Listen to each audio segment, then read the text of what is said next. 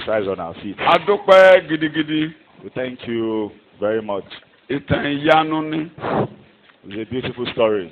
Ìtàn orí ọ̀fẹ́ rẹ ni. The story of your grace. Tìlà dúpẹ́ pé o kà wá yẹ láàárọ̀ yìí láti farabalẹ̀ jọ́sìn. We thank you for counting us worthy to worship at your feet. Ibi tó lágbára jù ni pé kéèyàn wá síwájú rẹ tó láyọ̀ jù láyé. It's the most joyous place to be in your presence. O ti mú ìkorò wá, o ti gbé ìbànújẹ́ wá lọ, o ti gbé gẹ̀dẹ̀gẹ̀dẹ̀ lọ, àwọn ò ní mú mọ́. You've taken away our sorrow and death. Láàárọ̀ yìí bá wa sọ̀rọ̀. Amen. This morning speak unto us. Kó wa déwájú rẹ. Amen. Gather us at your feet. Jẹ́ kẹ́kọ̀ọ́ yé wa. And Amen. let us understand. Ní orúkọ Jésù mo gbàdúrà. In Jesus' Amen. name we are prayed. À ń lọ sí kókó kẹrin lábẹ́ àkòrí wa. We'll be discussing the fourth point on our topic. Kókó kẹrin tí a máa wò láàárọ̀ yìí mo pe àkòrí ẹ̀ ní. And the fourth topic is titled, Àkókò rẹ ti dé. Your time, Yóò dá ọ lóhùn o. your time is ripe. It will answer you. Ìgbà ìṣẹ́gun rẹ nìyí o. Your victory Yóò ràn ọ́ is lọ́wọ́. It will help you. Àkókò tiẹ̀ ti dé. Your time is ripe. Yóò dá ọ lóhùn. It will answer you. Àkókò ìṣẹ́gun rẹ nìyí. Your victory is due. Yóò ràn ọ́ lọ́wọ́. It will help you. Àkòrí tí a máa gbé yẹ̀wò láàárọ̀ yìí nìyẹn. And that's the topic for today. A ti wo mẹ́ta kọjá. We have considered 3 topics before. Màá dárúkọ wọn ní ṣókíṣókí. I mentioned it. Ṣùgbọ́n àkòrí ńlá tó wà níwájú wa tó bí àwọn ọmọ wẹ́wẹ́ wọ̀nyí. And the main topic for us, Máa wọ̀nà fún ìlú tuntun pẹ̀lú ayọ̀. keep looking ahead for the new city with joy. Jẹ́ kínú rẹ dùn gidigidi o. Be truly glad. Torí ayọ̀ ìyanu ló wà níwájú rẹ. There is wonderful joy ahead of you. Mo tútù wí. I repeat, Máa wọ̀nà fún ìlú tuntun pẹ̀lú ayọ̀. keep looking ahead for the new city with joy. Jẹ́ kínú rẹ dùn nípa rẹ̀. Be truly glad. Torí ayọ̀ ìyanu ló wà níwájú rẹ. There is wonderful joy ahead of you. Ìwé ìwòlé Àìsáyà 65 láti mú àwọn àkòrí yẹn. The topics are from Àwa ń sọ Isaiah pé 65. tí ẹ bá ti ń wọ̀nà fún ìlú tuntun pẹ̀lú ayọ̀. And we considering it that if you are looking ahead Kókó for the new city with àkọ́kọ́ joy, òní wípé ó gbàgbé gbogbo ìnira àti ìpọ́njú rẹ. you will forget all your former troubles. Thank you. Tẹ́ ẹ bá ti lè máa wọ̀nà fún ìlú tuntun yẹn pẹ̀lú ayọ̀. As long as you keep on looking Kò ahead sí bó for ṣe the new jẹ́ city, ẹ gbàgbé ìnira àti ìpọ́njú yín you pátápátá. will forget all your former troubles. Ìkejì, àti tẹ́ ẹ bá ti ń wọ̀nà fún ìlú tuntun pẹ̀lú ayọ̀. When you look up ahead to the city with joy, Ẹ pé Ọlọ́run yóò sì dá yín lóhùn. you will call and God will answer you.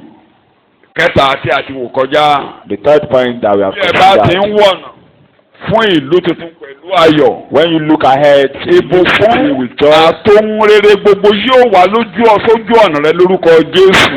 blessings and plenty of good will come your way. Ó tanná. Amen. You Ó blossom, lóye. Amen. you shine. Tàárọ̀ yìí. This morning, Bẹ́ẹ̀ bá ti ń wọ̀nà tó sí ìlú tuntun pẹ̀lú ayọ̀. as you keep looking ahead for the new city with joy, Àkókò rẹ ti tó. your time is ripe. Yóò dá ọ lóhùn He o. will answer you. Àkókò ìṣẹ́gun rẹ gángan lè yí o. Your victory is due. Yóò ràn ọ́ lọ́wọ́. He will help you. Ìwé Àìsáyà 65 ni à ń wò. Isaiah 65 Ẹ is the jẹ́ kí passage n we ka are ẹsẹ̀ considering. 18 and 19. Verse Àkòrí wa nìyẹn. Verse 18 and 19. Wọ́n á kà ní lóyìnbó, wọ́n á kà ní Yorùbá, wọ́n á kà ní the message. Àṣẹ 18 and 19. Tẹ́ ẹ bá rí ẹ bá kà, tí ẹ bá dẹ̀ sí lóyìnbó kẹ́sì ti gbé Yorùbá ẹ̀ jáde torí àkókò kúkúrú díẹ̀díẹ̀ la ní ká ṣe. 18, 19, 65 Isaiah. All the earlier troubles, chaos, and pain are things of the past, to be forgotten. Look ahead with joy. Máa wọ̀nà fún ìlú tuntun pẹ̀lú ayọ̀. Ahead to the new city with joy. Anticipate what I'm creating, and create Jerusalem as sheer joy. Thank you.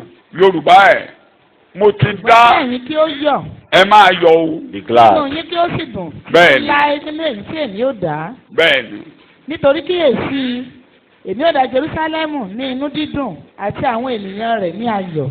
Èmi ó sì ṣe àríyá ní Jerúsálẹ́mù. Èmi ó sì yọ̀ nínú àwọn ènìyàn mi. Màá máa rán wa létí pé I'll keep on reminding us ìgbà tí Ísírẹ́lì ń lọ sí ìgbèkùn. when the Israelites were going to captivity. Ìgbà yẹn ni wòlíì Àìsáyà sọ àsọtẹ́lẹ̀ yìí. That was Wọ́n á lọ, when wọn ò prophet tiẹ̀ sí lọ, Isaiah wọ́n á lọ. prophesied that they will go. Tí ẹ bá wo Àìsáyà orí kìíní, ìgbà tí àsọtẹ́lẹ̀ rẹ̀ Isaiah jáde. chapter 1. Àwọn ọba tó ń jẹ ní Jerúsálẹ́mù You nígbà see the kings in Jerusalem when he ìkan nínú wọn prophesied. ni Ẹ̀sìkáyà, And ìkan one nínú of wọn them ni is Ìsáyà Isaiah. àti bẹ́ẹ̀ bẹ́ẹ̀ lọ. Isaiah. So àwọn tó jọ ọba ní Jerúsálẹ́mù yẹn ó ti bá ṣe Those were the ìránṣẹ́ kings. ẹ̀ lọ kó tó di pé wọ́n lọ sí ìgbèkùn. When he prophesied. Bẹ́ẹ̀ ó ti rí pé He has wọ́n wà ní saw it ìgbèkùn. ahead Ó wá ń ké lé wọn that they lórí will go into captivity. pé òun Ọlọ́run á ṣe Jerúsálẹ́mù níbi ayọ̀. He prophesied that God will make Jerusalem a place of joy. Ẹ ń lọ inú ìnira o. Even though they are Ìnira máa going bá into yín wàhálà trouble, aṣọ lọ́hùn o. there will be troubles on the way. Ẹ máa wọ̀nà. But look ahead.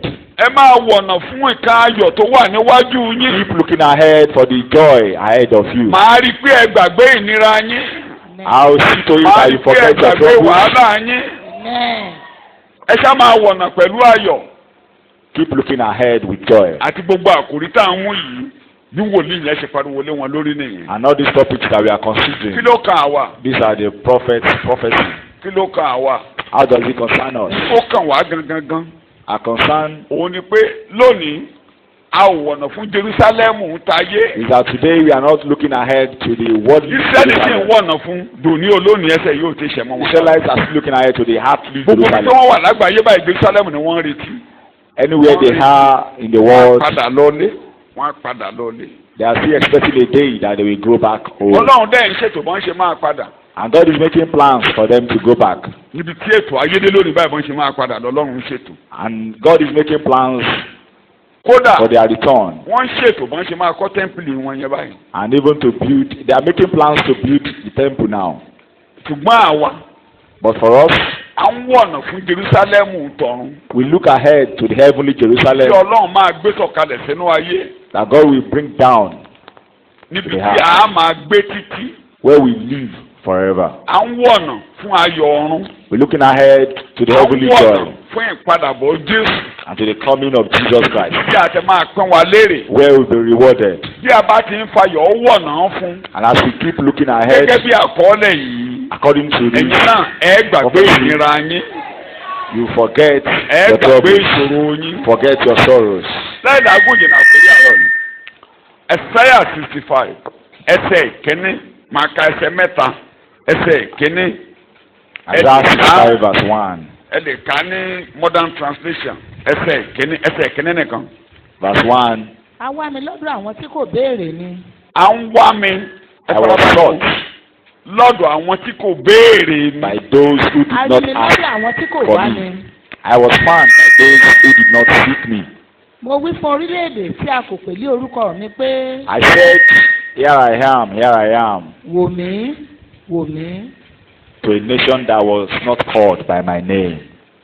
Jẹ́ kẹsẹ̀ tí mo fẹ́ kà láàárọ̀ yìí o àkórí Try and láàárọ̀ yìí. understand this verse. Kò sí this morning. bẹ́ẹ̀lì yẹn tó bá ní sí. Open the Bible. Ẹni bá wà lọ́dọ̀ ẹ̀ kó súnmọ́ torí ẹ̀yẹ kó ní In bíbélì. case you don't have, you move Torí wọ́n closer gangan ni mo fẹ́ bá sọ̀rọ̀ to láàárọ̀. someone that have. Ìwọ la rán mi sí láàárọ̀ yìí. I'm sent to you this morning. Sọ́yìnbó. I've made myself available. Hey, I will make kì í ṣe I will gan. I make myself kì í ṣe pé I will. I make myself available. To those who haven't bothered to ask. Those who don't even bother to ask. I was found by those who did not seek me. I'm here, ready to be found.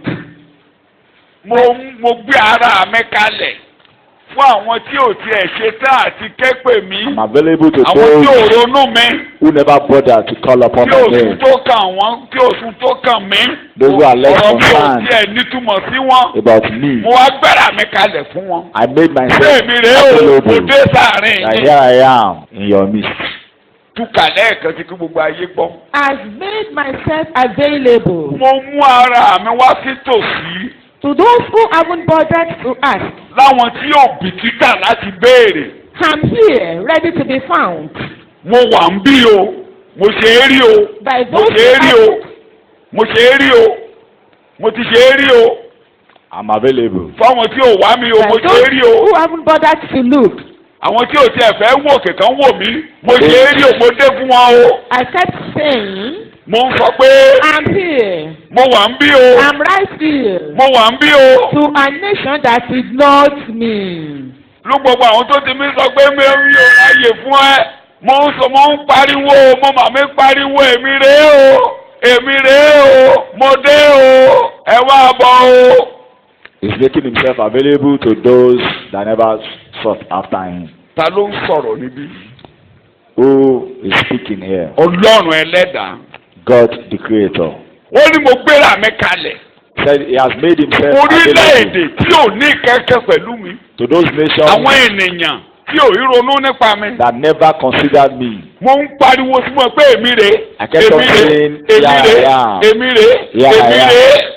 Tó o gbogbo ògbóyà ni mo fi sọ pé wọ́n rán mi sí ọ láàárọ̀ yìí pé So with all confidence, àkókò tirẹ̀ lèyí sọ bẹ́ẹ̀ fúnra I rẹ̀. sent to you to proclaim that Eo, your time is right. eo, As your time is right. ọjọ́ ìṣẹ́gun mi dé. And this is my day of victory. Ẹ̀sáyà kan náà jẹ́ kí n fún ní ìtumọ̀ kékeré torí èdè yẹn sì lè má yí àwọn míì tí ò ká bẹ́ẹ̀lì dáadáa. Orí 49 Isaiah 49 for better ẹsẹ̀ ìkẹjọ tẹ́ bá rí ní understanding. yes. Ní àkókò ìtẹ́wọ́gbà èmi ti gbọ́ tìrẹ. In an acceptable time I have heard you. Àti ilé ọjọ́ ìgbàlà mo ti ràn ọ́ lọ́wọ́. Tẹ́ bá rí And ní in the the day of salvation I have helped you. tẹ́ bá rí ní the message ẹ bá mi. God also says, when the time's right, I answer you.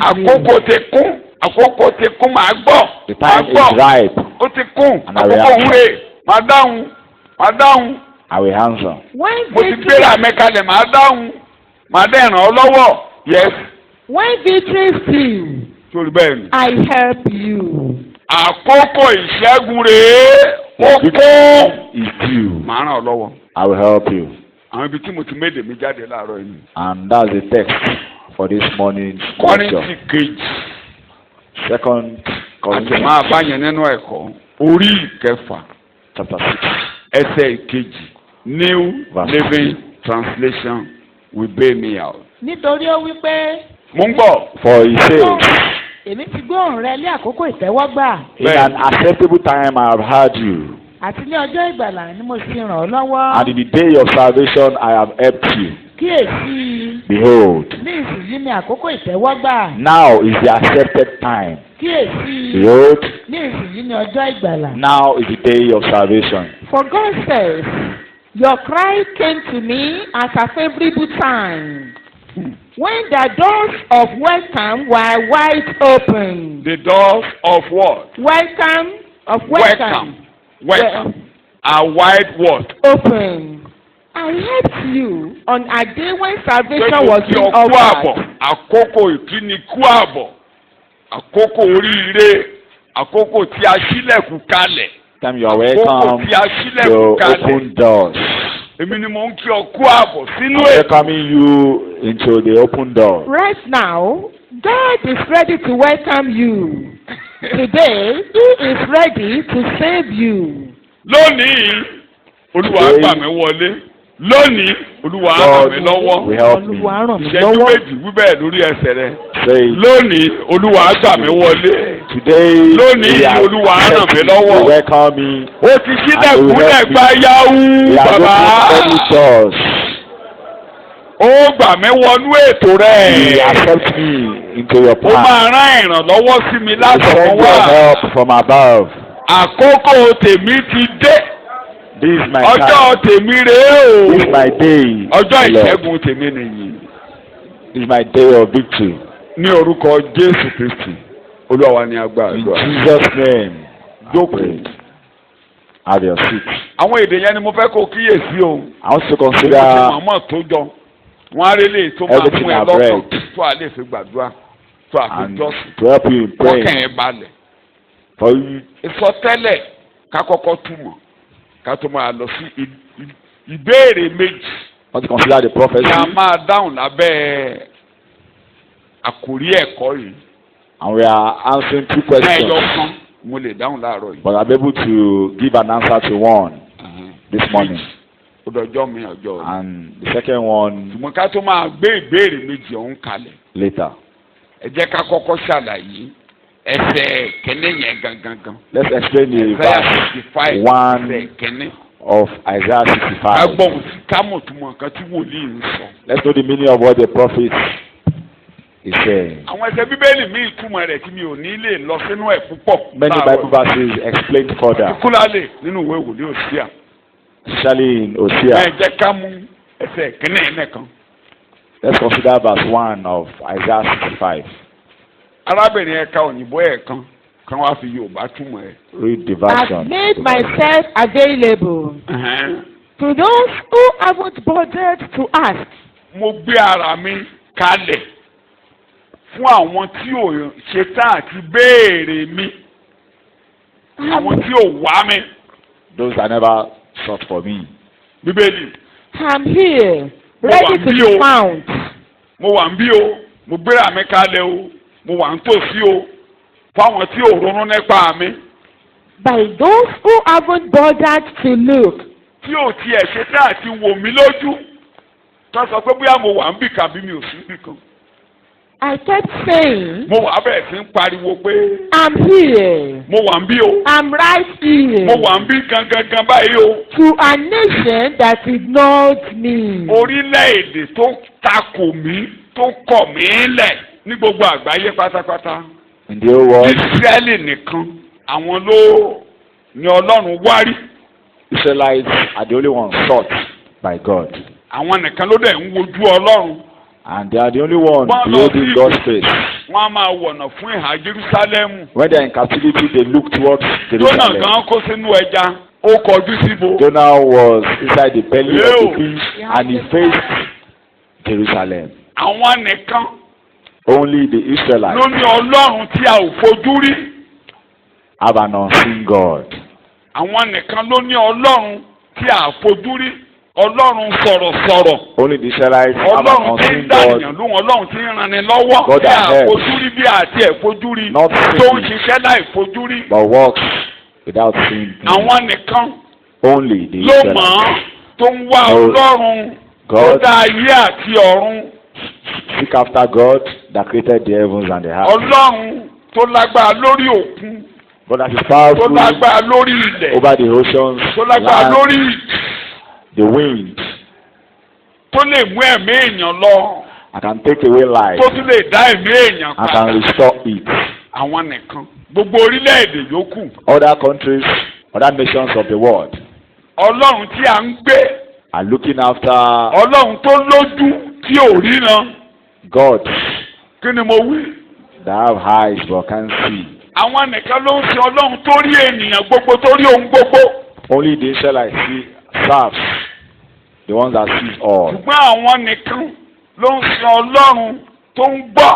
Only the Israelites serve God Orílẹ̀-èdè yòókù, that listens. àwọn Ọlọ́run tó létí tí ò gbọ́ràn. Other countries serve Kí God, ni mo wí? the gods that have ears but they Àwọn can't Ọlọ́run listen. tó lẹ́sẹ̀ tí ò rìn, tó They jẹ́ have gbígbé legs. là ń gbé wọn. But they can't move. They are being carried about. Gbogbo àwọn orílẹ̀-èdè yòókù yẹn kò sẹ́ni tó wá Ọlọ́run. All other nations never seek after God. Ìdí òrìṣà wọn ni wọ́n ń lọ. They go after their idolatry. Àwọn nìkan ni. Only the Kódà Israelites. yẹ̀yẹ́ náà ti di bí òrìṣà. Inú devotion mi ni mo ti ń ka ìtàn I was ọmọbìnrin reading kan a story in my devotion tó dìde tó forí lé India ní ayé ọjọ́ òun. of Kò tí ì pẹ́ náà tí mo ń pè láyé ọjọ́ òun yìí. a lady that traveled to India. Ó dẹ̀ lọ, ó lọ fẹ̀mí ara ẹ̀ wéwu pé torí ìdí òrìṣà She tẹ́kù went wọn. to risk her life. She went to risk Bí her ọdún life. yẹn lè dùn, àwọn ọmọdé arìn òwò, wọ́n máa bá wọn sùn níbi òrìṣà. She went to the Hindu temple Ìgbà yẹn lòrìṣà ọdún yẹn máa lọ. where people walk naked Òun dẹ̀ wàá dìde pé òun á dá dúró. and are being molested. And she rose that she will stop it. Ó dẹ̀ ṣiṣẹ́ yẹn títí. And she did. Ó ṣiṣẹ́ wàásù yẹn títí. She evangelized Ó ń ṣe Yeah. títí kò lè dìde lórí bẹ́ẹ̀dì mọ́, ó ń ṣàìsàn. till she was severely Ó dẹ̀ sick kú. and she died. Ọdún kẹta tó kú tán, The third year, ní orílẹ̀-èdè wá after she ṣòfin died, pé wọn ò gbọ́dọ̀ kóbìnrin wá ṣàgbèrè mọ́ níbi òrìṣà. then the country made it a law ó ṣàṣeyọrí àbí kò that ṣàṣeyọrí. they should not bó ti kú ni kí ló ń ṣe. bring ladies to the place to molest them. sọ ẹ má jẹ́ kí iṣẹ́ máa fún yín. Don't be tired. tí ìgbà tí kò tí ì fojú rí kó parí nígbà tó ń lọ á dàbí pé kò ṣiṣẹ́ So it ṣé was kò not ṣiṣẹ́. completed while she was alive, encourage mi nìyí. but she worked. ẹnu ọjọ́ mẹ́ta yìí One of these days, ọmọ kan gbé píṣọ ilé ibi tí Mary sílẹ̀ sọ wọ́n gbé ibi tó ń gbé ní Calabar wọ́n gbé jáde. the picture kí náà fi ṣe pẹ̀tẹ́. of Mary Slessor's house èyí tó bá kàwé láti jọ mọ̀ tán Mary sílẹ̀ sọ. was oore wo put ni on Mary social sílẹ̀ sọ ṣe media. wá mo fẹ́ rọwọ́ nù jọ. oore wo ló ṣe wá. What did Mary Slessor do? ó ní kò jẹ́ kán pa àwọn ìbejì mọ́. ẹ̀ṣẹ̀ náà máa ń pa wọn. tó bá ti bí ìbejì àṣẹ He lọ stopped òbí the èyí killing lọ́mọ. of twins. ẹ̀yin ìbejì tó wà ń bí ẹ̀ ti kú dànù pátápátá. Most of the twins there would have died back then. obìnrin dẹ̀ ni A woman. ó fẹ̀mí ara ìwé wù. She ó fi ìjọ ẹ̀ endangered lẹ̀. her ó life. wá jókòó láàrin àwọn ìgárá ènìyàn. She ẹ left mọ̀ pé her own country. ọ̀rọ̀ pé ó rọrùn kó tó dá dúró àwọn iwin ló ń bá dì í. àwọn She tó dead kú wọ́n lé with forces. àwọn ajẹ èèyàn kí ni mo pè wọ́n àwọn ajẹ èèyàn. With forces ikú èèyàn ò ní túmọ̀ sí wọn. that never bothered about the death. àwọn èèyàn Okay, tí of Ọlọ́run man sọ being. pé òun wá nìyẹn. And these are those that I said is looking for. tí o kò sí kẹtà lè ṣe torí òrìṣà kò sí They can do anything to stop idolatry. kò sí. Can do anything to stop idolatry. gbogbo bẹ́ẹ̀ ṣe dúró dá yìí As you are torí ayé looking ìgbà good, tá a wà lọ́mọdé yàtọ̀ sí ìlú ibi tán bí mi ìlú ibi tí àwọn òbí mi gbé dàgbà. when we were younger, wọ́n ń ṣe òrìṣà kan there's a particular òrìṣà yẹn ló festival. lágbára jù ní Ìṣẹ̀ Èkìtì àmọ̀mọ̀ ọ̀ráyè. That's the festival's name. amójú olóore gbógi kí mo ló ń ṣe ẹni bá ṣe lórí àfojú ẹ̀ gbógi. That's to reward ọdún yẹn ló dẹ̀ lágbára jù ń lo lórí ọdún as the nísìnyí. most powerful àwọn orò festival míì wà o àwọn eégún míì wà o eégún that olóògùn village. ṣùgbọ́n wọ́n máa ń celebrate ọdún yẹn gan yàtọ̀ They yàtọ̀. celebrate it a lot. àdúgbò ibi tọ́dún yẹn ti ń jáde ni wọ́n ń pè ní ọ̀ráyè. And that's the village gbogbo ìgbà tí a wà tán bá ti they ń ṣe celebrate it. gbogbo àwọn ọmọ ẹ̀yìn títí ẹjọ́ ọmọge yẹn naked And kí ni mo pè é. ladies walk ṣe pé bóyá naked kó o wọ nǹkan during naked. the festival. ìgbà tó yá náà kẹsì ní ká máa faṣọ kékeré gé naked wọn á gbọ́mú síta wọn á gbé kèfèrí ò ṣèèyàn. The Gentile nation is established. bí ó ṣẹ̀ṣẹ̀ ń tán lérí àwọn ń gbé eré àbíkan ní náà tí mo sì wá yìí. There are still kò tí places ìfẹ́ tán káṣọ fún wọn in the north. kò tí ìfẹ́ tán káṣọ fún. They just started giving them clothes. ààrẹ ni kò nítumọ̀ pé wọ́n gbọ́mú ta ilé. They walk naked. tó ilé ìta kan ń bẹ̀ yín báyìí bóyá ẹ̀yin tí à ń bẹ̀ ẹ̀ máa gbé báyìí bóyá kẹ́kúkú lọ fọ́hún ẹ̀ máa gbé bẹ́ẹ̀ bẹ́ẹ̀. àtàwọn bọ́ẹ̀ tá à ń bẹ̀ kan wọ ṣòkòtò yẹn nídìí wa a máa gbé kíní ẹ̀ kiri o náà tiẹ̀ ní dádọ̀dọ̀ ẹ̀ kíní orí àgbẹ̀bọ̀ orí asín àwọn nídìí àti bẹ̀yìn ọmọ kan lọ ń bí lánàá mo ṣe dé lánàá Particular boy was walking ṣòkòtò tó fi ṣe ṣòkòtò sí around here. ibi yìí ló wà The trouser was below the waist. ara mi ò gbé kẹ má Couldn't- gbé àwọn ṣọ́ọ̀ṣì nìkan ni mò ń bá sọ̀rọ̀ I couldn't withstand it. ó kí mi ó dọ̀bálẹ̀ kí mi dáadáa mi ò mọ̀ rí. I don't know him, though he greeted me. mo ní bọ̀ọ́yì mo ní ìbàdàn kúkú dá o kó kúkú bọ́ ṣòkòtò ó tán. I told him that it would have been better for mo him ní to kúkú remove the bọ́ tán trouser. pátápátá. Just remove the trouser. and God my mercy ó dẹ̀ fa ṣòkòtò ẹ̀ sókè. And he pulled the trouser up. mo ní o kúkú bọ́ tán kó jẹ́ ká máa rí kinní yẹn. It's better you even remove the trouser. a ní ìdá àtẹ̀bẹ̀yìn. We don't need to beg you to dress decently. èṣù fẹ́ dá a yín padà ta ló tu ènì ta ló jẹ́ kéèyàn mọ̀ pé ní òun lè nìyàn. Who made us to know, understand that we ta are ló tu ayé naked? sí òrì o. Who made you what naked? ẹ o tó o bá ti rí òrì o ò ń gbọ́ràn ṣèṣì lẹ́nu. When you walk naked, kí ni mo wí. you are listening inú afẹ́fẹ́ náà the command mọ́nítọ̀ aṣọ yòówó. of the àwọn aṣọ evil kúkú náà ń one. wọ̀ yẹn Éfésù oríkejì ló sọ bẹ́ẹ̀ à ń darí wa láti inú afẹ́fẹ́ Christian àwọn ẹ̀mí tí ń spirits gbé were ojú ọ̀run led àwọn ẹ̀mí tó ń ṣiṣẹ́ nú àwọn ọmọ by the spiritual aláìgbọràn. forces that work Ọmọ in aláìgbọràn the dájẹ́ kí wọ́n lọ́wọ́ ẹ̀ acts lókè. of the disobedient. Paul wá ní nínú eléyìí yín náà ti wà rí. And you are once, Àfẹ́kẹ́ tó wà bẹ́ẹ̀. and we don't want you to be like that Ọlọ́lá again. ìgbọràn dà níbí. Is there any son of Kí à ń disobedience? darí Yeah. láti ẹnu àwọn ẹ̀mí èṣù tẹ́mi èṣù ń darí. Directed from the evil forces. nínú èyí tí ẹ̀yin ti ń rí rí gẹ́gẹ́ bí ipa ti ayé yìí gẹ́gẹ́ bí aláṣẹ agbára ojú ọ̀run. In which at one time you walked Gbogbo wa habitually. bẹ́ẹ̀ la ṣe jẹ́ bẹ́ẹ̀ la ṣe ń rìn. And we were like that nínú before. àwọn ọmọ aláìgbọràn. You were following the course and fashion of this world. Fún àwọn ọmọ aláìgbọràn yẹn, Son àwọn of ló máa ń wá disobedience. bá yín nígboro, àwọn ló ń sọrú aṣọ tẹ́ máa bá wọn rán. Dictate Gbàtàn bá dẹ̀ ti rán, oníkàtúntà your appearance. tó máa gbàṣà rẹ̀, wọ́n tún máa gbàṣà rẹ̀. You were obedient to and Abẹ́rẹ́ under wọ́n the ṣe máa ní counsel. wedding, abẹ́rẹ́ aṣọ wedding burúkú. And it affects the Ní wedding ìgbà gown. tí àwa ìjọ oníhìrere bẹ̀rẹ̀ sí ní pariwo, àwọn Until- ìjọ elétò gan ti tẹ̀lé wa. Gospel churches and even Methodist ti láṣọ síbẹ̀sì, Anglican ti láṣọ síbẹ̀sì. Tó o bá ti dé tó o fẹ́ gbọ́ kìnìún ẹ̀ síta. the Orthodox churches Wọ́n á yá ọ láṣọ tó o máa lò, wọ́n á dẹ̀ gbowó lọ́wọ́ ẹ̀. already have gowns to lend out to those Pé indecently o dressed. máa sọ ọ́rán, má kó bá wa nínú ṣọ́ọ̀ṣì rẹ̀ á gbaṣọ, owó dà, àrẹ́ǹtì ẹ̀ ni. And they lend clothes out now. Àwọn ní dá ọ̀kadà, wọ́n á bá ẹ̀ ṣe wedding. Èmi á lé ọ̀dà. They return back. Ó tiẹ̀ ní wábí, máa lé ọ̀dà. Mi ò tiẹ̀ ní dúró, mi ò tiẹ̀ ní débi wedding ẹ̀. Ìta ni màá tẹ́lẹ̀ kan lé ọ lọ. Lẹ́yìn ìgbà tí mo bá ti ṣe rìsáàcì tí mo wọ aṣọ ẹ̀ tán, tó o padà torí ìyàwó mi àmà ti ní kí ìyàwó mi wò ó. Tí ìyàwó mi bá ti fọwọ́ sí ó pa. Tó bá tó wá lọ tuntun rán lẹ́yìn ìgbà tí ìyàwó mi fọwọ́ sí, ìta ni mo ti máa lé ọ padà. Gbẹ̀ni gbéyàwó dá fún. Torí mi ò sọmọ aláìgbọ́ràn. Because I'm not the son of disobedience. Kí ni mò ń wí láàárọ̀ yìí?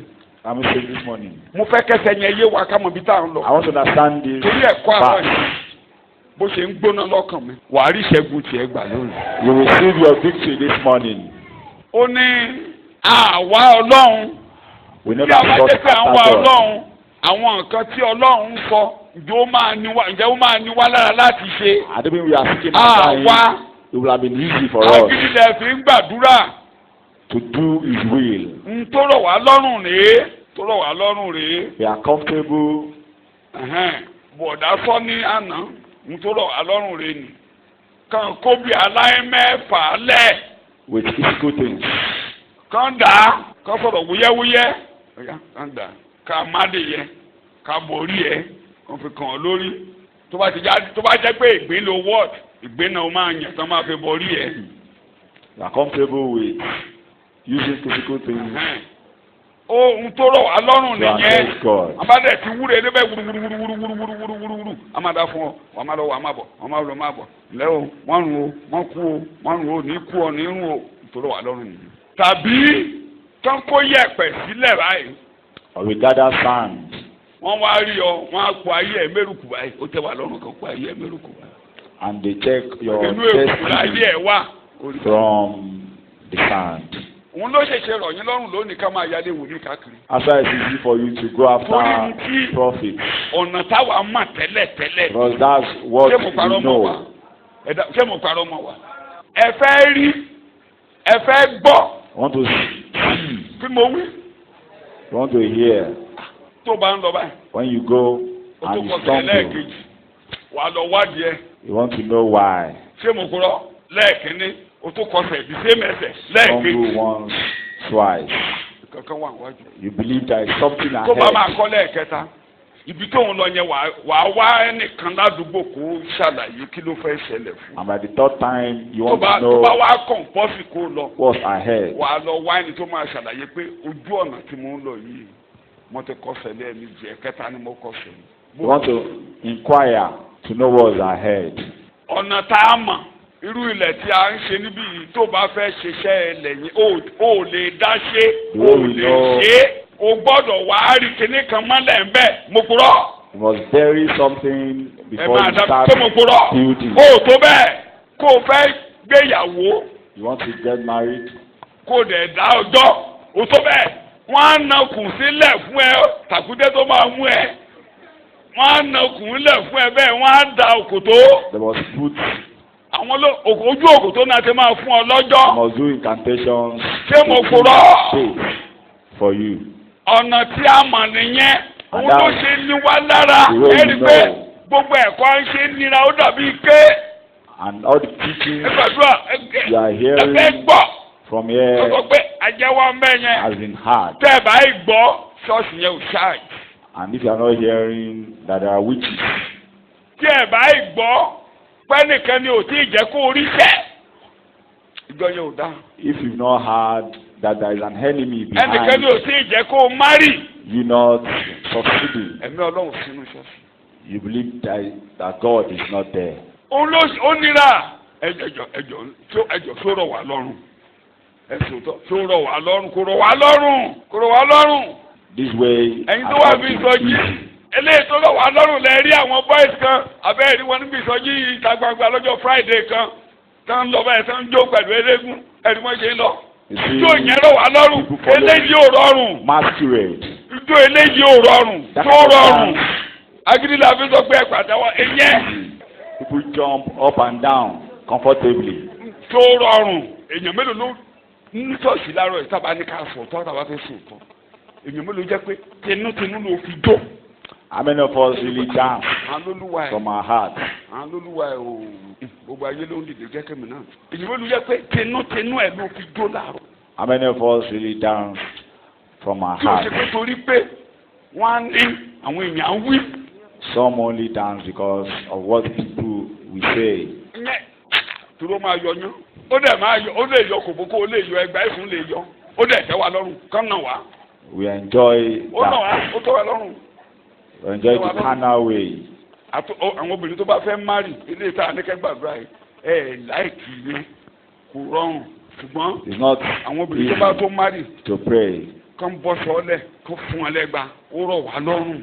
We enjoy the traditional way. ó rọrùn ju pé ká gbàdúrà. We enjoy that àwọn traditional way ọkùnrin tó than bá tó praying. kán fún wọn ní 40 láṣì kán dẹ̀ dúró báyìí ó dẹ̀ gbọ́dọ̀ fọkún ìgbà tó bá jẹ́ tán ló máa má rí ìyẹn ni pé o lè mú obìnrin o lè The farada traditional way o lè farada obìnrin kò sí gbogbo wàhálà tóbìnrin bá of dá demonstrating ọwọ́ endurance. rẹ̀ ta o gbọ́dọ̀ fọkún So we prefer o gbọ́dọ̀ fọkún that. bí ìyàwó ẹ ń tó bá wù kó ṣe o gbọ́dọ̀ fọkún o gbọ́dọ̀ ní That fún whatever happens to you, so kán na obìnrin díẹ̀ kó o náà mọ̀ pé ìyàwó à ń lé ọkọ o gbọ́dọ̀ fọkún o. for a lady that wants to get married to be whipped. ṣùgbọ́n ẹ̀kọ́ kẹ́mi mímọ́ wọnú ẹ̀ But this sermon sùúrù ni ẹ̀mí mímọ́ ń kọ́ ni o has ìfaradà ló ń kọ́ ni o only teaches patience. àfẹ́ gbọ́ yẹn We don't want to listen to that. ẹ̀mí ká na obìnrin tí wàá nù wá ká nà. We prefer beating a woman. ǹjẹ́ ń gbọ́ mi Are you listening to me? pé àwọn tọ́lọ́run ń wá That those God is tá à ń looking ṣe ayé wa after. nìyẹn a ò ní ọlọ́run bíbélì ló sọ bẹ́ẹ̀ o Éfésù orí kejì ẹsẹ̀ kọkànlá. Verse 11. nítorí náà ẹ rántí pé Therefore remember ní ìgbà àtijọ́ rí that at one time ẹ̀yin tí ẹ ti jẹ́ kèfèrí nípa ti ara you were Gentiles, even in the flesh. àwọn orílẹ̀-èdè tí ò ń ṣe Ísírẹ́lì nípa ti ara ló ń jẹ́ bẹ́ẹ̀ o. Not Israelites. ẹ máa gbọ́ o. tí àwọn tí a ń pè ní akọlà tí a fi ọwọ́ ṣe lé ara ń pè àwọn ní Ísírẹ́lì ni aláìkọlà à ń pè ní akọlà. Called uncircumcision. àwa ni aláìkọlà. And we are the túmọ̀ yín là ní uncircumcised. pé wọn ò dá dọ̀dọ̀ wa. We are Mo ní wọn ò ṣe. uncircumcised. mo dá dọ̀dọ̀ wa ẹ mà yín ọmọdé òní mọ̀ tó ń já dọ̀dọ̀ àfàwọn òbí kankan tí wòlíì bá ríran sí pé kán má dá dọ̀dọ̀ wọn torí àwọn wòlíì kan sì máa ń sọ pé kán má dá dọ̀dọ̀. Because some prophets tell some people not to ó ti circumcise. dàgbà àwọn wòlíì kan tí ń sọ pé ẹ má gẹrun ẹ̀. And why some say don't cut his hair, àwọn don't ọmọ mi shave kan wà bí his hair. tí ṣẹ̀tàn gbàgbọ́ ẹ̀ tí mo ti gẹrun wọn. There are some that you've tó taken máa ń off bẹ̀rù their máa bọ̀ hair kágbá Jésù kó after bọ́ gbàrí they bọ́ mi. believed. pé bàbá kan fi sí ṣọ́ọ̀ṣì tí kan gbé òfin kan tó fẹ́ ṣe é. After receiving Jesus Christ and are baptized, ibi ò lè bá wọn ìdí èsì tá a They jókòó will sí nìyí. gbogbo àwa yẹn kí ni aláàṣẹ aláìkọlà aláìkọlà ni wa ìlà àti ara wa ọ̀dádọ̀dọ̀ wa. we are uncircumcised. Called uncircumcision by those who call themselves circumcision, itself a mere mark in the flesh made by human hands. kárí ó yá sọ òyìnbó. pé ní àkókò náà èyí wà láì ní Kristi. kí ni aláàṣẹ. At a that wà láì time, ní Kristi. you kí are ni aláàṣẹ ẹ̀yin ọmọ Ọlọ́run. a wà láì ní ìdè Kristi. méjì mọ́ mo ti fẹ́ lò. Remember that you were at that time separated, living apart from Christ, excluded from all parts in Him. gbogbo ohun tó jẹ́ ti Jésù ò kàn wá. we are excluded from everything ẹ̀yin náà wò bẹ́ẹ̀ ṣe ń lo ayé that is yìí. of Christ. ẹ lè máa lọ ṣọ́ọ̀ṣì o. You might be ẹ going ti to lè church. sàmì fún yín o. bọ́n ṣe sàmì fún mi ní kékeré o. tí mo gbà tán pè mí ní Peter o. wọ́n ti lè sàmì fún ọ o. kó o ti lè máa lọ ṣọ́ọ̀ṣì o. o kàn ń lọ ní o. o mọ kankan ìrẹ́pọ̀ àti wọ Jésù ò sí. You have no relationship with máa Jesus ṣàlàyé Christ. yẹ. ẹ jẹ́ àjèjì sí àǹfààní àwọn ọlọ́tọ̀ Ísírẹ́lì. gbogbo nǹkan tí àwọn ọmọ Ísírẹ́lì lè máa ní nípa Ọlọ́run kò kàn wá. Utterly estranged and outlawed from the rights of gbogbo wa ń lo ayé wa bó ṣe salvation. wù wá. à ń tàbá ti jí plan wa ṣáà ni pé ká jí ká jẹun ká wọṣọ. Wake up. tàbá ti ń dàgbà ká ṣàṣe kinní kan tó máa mówó wá. Eat. ká ṣe kinní kan tá a máa fi gbélé ayé. Dress up. ká make dẹ̀ money, rúra wa ní agbára ká jẹ́ ọmọkùnrin and be tí a fi strong lè gbélé ayé. spiritually. pé obìnrin náà fẹ́ sọ pé mo kàn jóbìnrin náà ni èmi náà ṣe lórí burúkú á lè rẹ́ mi jẹ òun náà rúra ẹ̀. And for a lady Mo to ló máa be ṣe. strong. Eo ìgbà tó bá ti rọra ẹ̀ tí ẹ̀ lè kán ẹ̀ lájẹ́ ni. And when she's strong, he says she's a ó lè witch. má fò gẹ́ gan ṣùgbọ́n tó bá jẹ́ pé tẹ̀ bá ti lọ́dọ̀ tójú ẹ̀ bá ti le tí ẹ̀ lè kán. She might not be a witch, àní mọ́mọ́dá ló máa jẹ́ burúkú mà ní o. but when she's strong-hearted, ọkùnrin aróra ẹ̀ ní agbára táfi lànà àyè kọjá aróra ẹ̀. a man too will strengthen himself. ìdílé ẹ̀ gbogbo ẹ̀ tó dìde ní kékèké yàtọ̀ sáwọn ọmọ dáadáa tọ́lọ́run ṣẹ̀ṣẹ̀ fi ta wá lọ́rẹ tí wọ́n mọ jìnlẹ̀ Sátánì ọmọ gbẹ́rẹ́ tó kọjá sórí ẹ̀. You know how many incisions you bí did? nǹkan Or the one by the àyà waist ńkọ́ àyà line, ńkọ́ or at ẹ̀yìn the ńkọ́ chest, at the back, ẹ̀gbẹ́ ńkọ́ àbíyá ńkọ́. the sides, the armpits. wọ́n fi ọrù bọ̀ fèsì tọ́mádẹ̀ kì í yà ọ́ ní gbẹ́rẹ́ You kí ló máa jáde you are being ẹ̀jẹ̀ offered to má the jẹ̀mú devil, wà láàrin ìwọ àtẹ̀sí. and you are making covenants ẹ ní with the Ọlọ́run devil. You have no God, ẹ ní Kristi you have no Christ, ẹni bá lọ́lọ́run títa ló jẹ́ and when you have no God, you have the àwọn devil. yẹn lọ́lọ́run lòun wa. And these are the people that he's looking after, he's looking for. mo gbéra mi kalẹ̀ fún wọn. He made himself available fún àkókò unto them. tí ẹ ṣẹ́gun àkókò ìrànlọ́wọ́ yín rèé àkókò àánú yín rèé. Your victory is due, and it's time of your mercy. ẹlòmíì wọ́n mi bó ṣe wà ń bí báyìí. There are some wọ́n pe here, gbogbo mo ṣe sọ ló ṣe ń gbélé ayé rẹ̀. you've ó been kàn living wá your life jọ́ọ̀sì the same ẹlòmíì way. kàn wá ẹlòmíì wá wò wá. Just come to church, ẹlòmíì tí ó bá wá wọn á lé léṣu ni kó jí làárọ̀ kó Wake up ṣàlùlé in the ayé ẹ̀ morning. bó ṣe wú you live recklessly, kó fi wówó títí a fi kú. looking for money bẹ́ẹ̀nìkan bá ní kò ní jẹ́ kó lówó kó tẹ̀ mọ́lẹ̀ ẹni bá ti ní jẹ́ kó lọ kó tẹ̀ mọ́lẹ̀ kó on. bímọ bí ìyàwó ilé ò bímọ kó wálé tó máa bímọ Even if your wife is not getting pregnant, you bí look ọkọ yẹn ò for bá dẹ̀ ṣèṣeṣe kó another wá bòmí woman. tó ti máa rọ́mọ kó ṣàlùlé ayé ẹ̀. living recklessly. ó lè já ọmọ ọlọ́mọ gbà ó lè jí ọmọ ọlọ́mọ gbé Can kidnap anybody. kò fún tó kàn ju pé kó ní kálukú ṣàlùlé ayé ẹ̀ And what kó jẹ you are kó most jẹ concerned wọn about àìronú ikú is how to ẹ dáhùn live. ṣé a máa ń ronú ikú. Yeah, I will never think of dying. That's satisfy my explanation of verse 1. Let me go to my point. So, gbogbo àwọn tó ń rìn bẹ́ẹ̀ And for all those that have been ó lè working máa lọ like ṣọ́ọ̀ṣì that, o. might be coming to church. Ẹ̀hẹ́n. tó o mọ ohun tó ń lọ o mọ ibi tó ń lọ o wáyé ìfún o wáyé ìkù o wáyé kó kàn ṣe bó ṣe wù You ọ́ have no purpose kẹ́nikẹ́ni mọ́ kàn ọ́ for living. kẹ́nikẹ́ni mọ́ ọ̀rọ̀ ẹ jẹ́ kẹ́nikẹ́ni You are mọ́ only kàn concerned- ọ́ o ṣá wà fúnra rẹ̀. Not to be offended, living for yourself. àwọn yẹn ni Ọlọ́run lòun wà o. And these are those he's mo ní mo looking gbéra for. mi kalẹ̀ That have made myself available pé màá ràn yín lọ́wọ́. to help you. jẹ́ kí n dáhùn béèrè àkọ́kọ́ béèrè méjì mo ló wà níwájú wọn. There are two questions. Let me answer the first question. àkókò wo gan-an ni What time? ni la máa dáhùn láàárọ̀ yìí. èkejì The second question. ìdí wo ló fi jẹ́ pé àkókò yìí ni. Why is it this ìyẹn ò time? sẹ́kọ̀ọ́ òní. And that's not for ìdí today. wo Why is it this time? a gbọ́dọ̀ dáhùn rẹ̀ kó yé wa. ìbéèrè àkọ́kọ́. The first question. Jẹ́ kí n sọ ilé ìsíwájú kó o fi ṣe ìjẹ́wọ́. Let me say this ahead for you to confess. Àkórí orin wa ni ọjọ́ rere mi ti dé. That my good days are here. Ọjọ́ rere mi ti My dé. good days are here. Mo lákòrí orin wa ni òkùnkùn lè sọ bẹ́ẹ̀ fúnra rẹ̀. Mo lọ́jọ́ rere mi ti dé.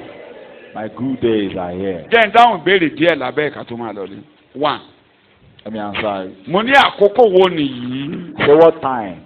Àkókò àṣírí tó wà lúkú Ọlọ́run, àrà tó wà lúkú Ọlọ́run, ìjìnlẹ̀ tó wà lúkú Ọlọ́run, tọ́lọ́run fẹ́ gbé jáde sára ọmọ ènìyàn. The time of the mystery hidden in God. Thank you very much. Ntọ́lọ́run gbé pamọ́. The mystery hidden Tó fi in gbé God. pamọ́ kó tó Hidden in bẹ̀rẹ̀ God ayé. before the Àrà beginning tó of the gbé world. pamọ́ kó tó bẹ̀rẹ̀ ayé. Hidden in Him Tó before fẹ́ the fi ọmọ foundation ènìyàn dá. of the world. Kọ́ríńtì kìíní 1 Corinthians orí ìkejì chapter 2 ẹsẹ̀ ìkeje verse 7, ìkẹjọ àti ìkẹsàn-án. 8 and verse 9. ṣùgbọ́n àwa ń sọ̀rọ̀ ọgbọ́n Ọlọ́run ní ìjìnlẹ̀. But rather, what we are setting forth is a wisdom of God once hidden.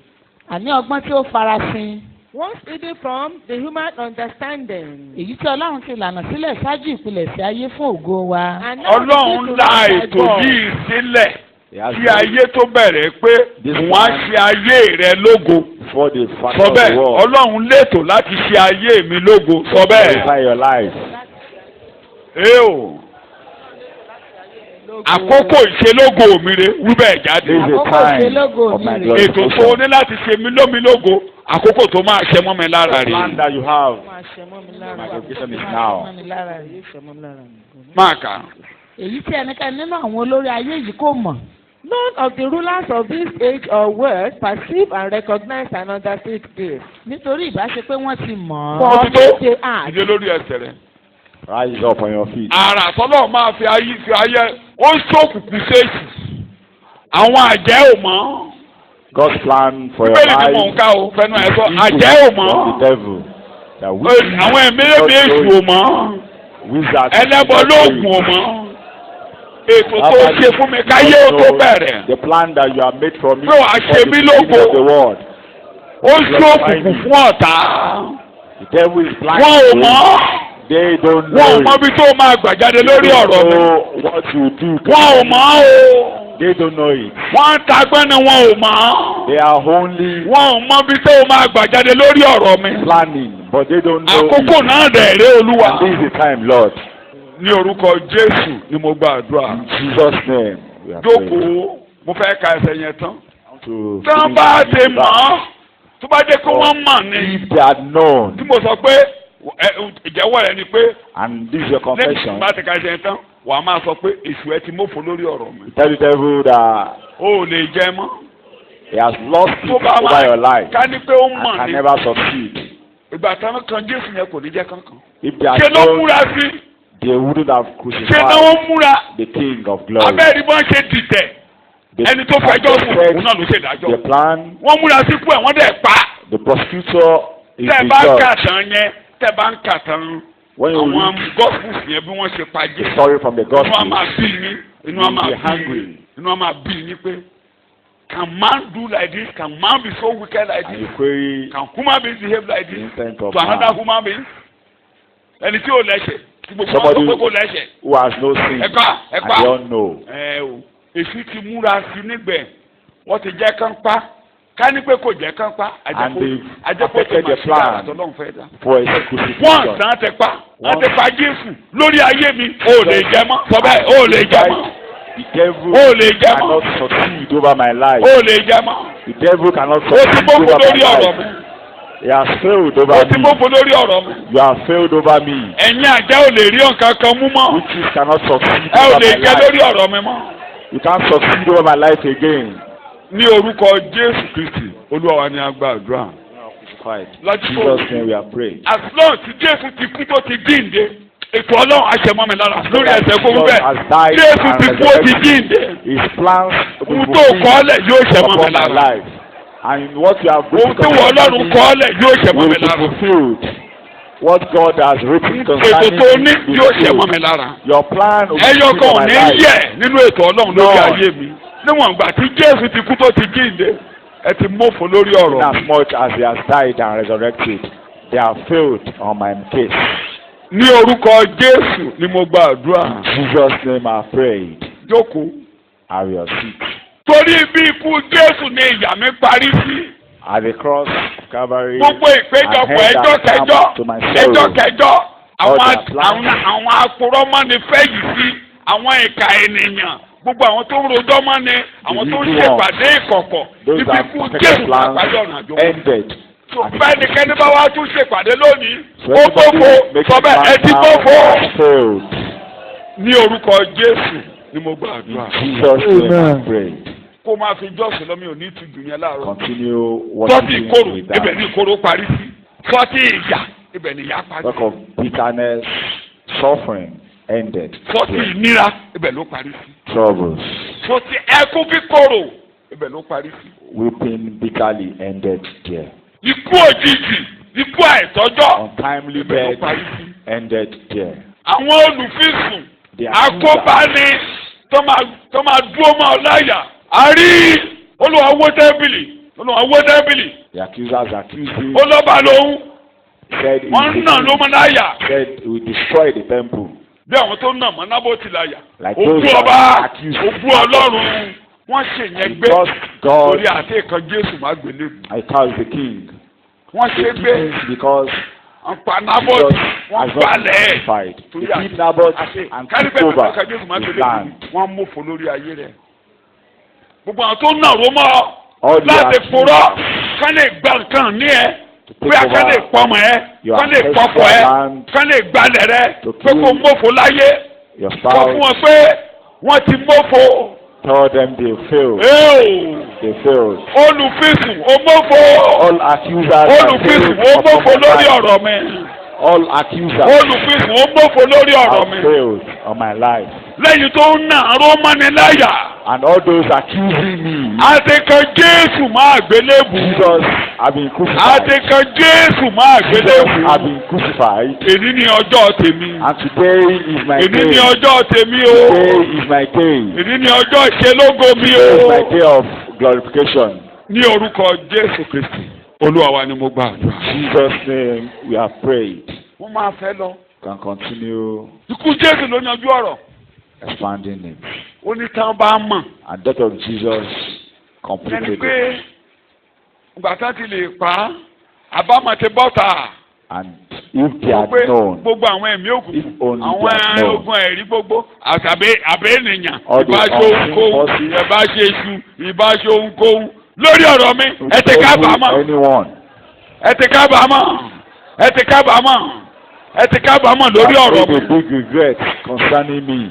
ibi tó bá lóun fẹ́ bá ó sì lé yà ó sì lé yà Any ó sì lé yà evil plan for you ó sì lé yà will not locate your ó house. sì lé yà. Any evil plan for you will not locate you. ní orúkọ Jésù ni mo gba àdúrà. In Jesus' name we are praying. kí n tó ṣàlàyé kékeré kí n tó kọ lórí kókó yìí Fine. orí ẹsẹ̀ ló ti máa gbàdúrà ìwádìí pé Pray. orúkọ Jésù lẹ́ẹ̀mẹ́ta tó bá serious pẹ̀lú ẹ̀kọ́ Call gbà Jesus Christ 3 times. gbogbo ohun tó dé bá ọba yìí tó ń pa ọ́ lẹ́kùn tó ń ní ọ́ lára. Everything causing pé agony for you. olùsílẹ̀yà àtẹ̀kàn Jésù máa gbélébù He tells Jésù them ti jíǹde it's not meant o for lè you. bá mi gbélé Jesus o has lè been jókòó crucified. lórí ọ̀rọ̀ mi lórí ẹsẹ̀ rẹ̀ àdúrà lórúkọ Jésù There is no power lórúkọ Jésù for lẹ́ẹ̀mẹ́ta it in your life.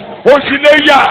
Call upon the name of ó Jesus. ṣẹ́niyàn ní lára ó lè pọ́n mi lójúmọ́ Jésù ti kú ó ti jíǹde mi ò ṣe ẹlẹ́kún mọ́ ìyà ò lè jẹ mí mọ́ ó ṣèpàdé ṣe lórí ọ̀rọ̀ mi ó ṣe bí ìyà sí pé mi ò ní lọ́kọ láyé ìyẹn ò lè ṣẹ ó sì lè yà pé mi ò ní jẹun láyé pé mi ò ní bímọ láyé ìyẹn ò ṣe pé ó sì lè yà ó sì lè yà Jésù ti jíǹde ibẹ̀ ni ìyà mi parí sí lórúkọ jẹ́ ìbá àṣàìsàn ni ó lè bá gun ara mi gbé kẹrù ẹ̀ jáde ó lè kọ́lé sí mi lára ó lè bá mi gbélé ó